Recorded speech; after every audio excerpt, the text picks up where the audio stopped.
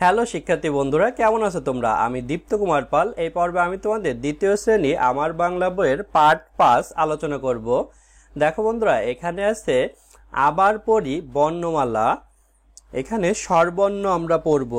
দেখো স্বরবর্ণ 11টি। অ, আ, হস্যই, দীর্ঘই, হস্যু, দীর্ঘ, রি, এ, ওই, ও, ও। খালি ঘরে বর্ণ বসাই।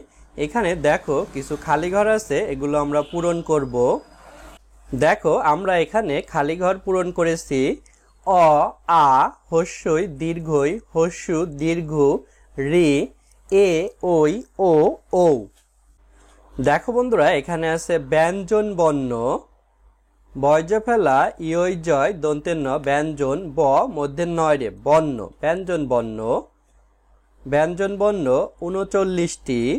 ক, খ, গ, ঘ, ঙ, চ, ছ, বর্গের জ, ঝ, ইয়, ট, ঠ, ড, ঢ মধ্যের ন, ত, থ, দ, ধ দন্তের ন, প, ফ, ব, ভ, ম, অন্তের জ, র, ল, তালে বর্ষা মূর্ধন্য স দন্তের স, হ, ডয়বিন্দু র, ঢয়সিন্দু র, অন্ত্যস্ত খণ্ডত্ব, অনেশ্বর বিসর্গ চন্দ্রবিন্দু।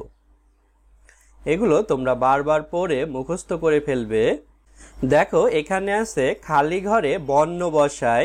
এই খালি ঘরগুলো আমরা ব্যঞ্জন বর্ণ দিয়ে পূরণ করব। বন্ধুরা দেখো আমরা খালি ঘর বর্ণ দিয়ে পূরণ করেছি।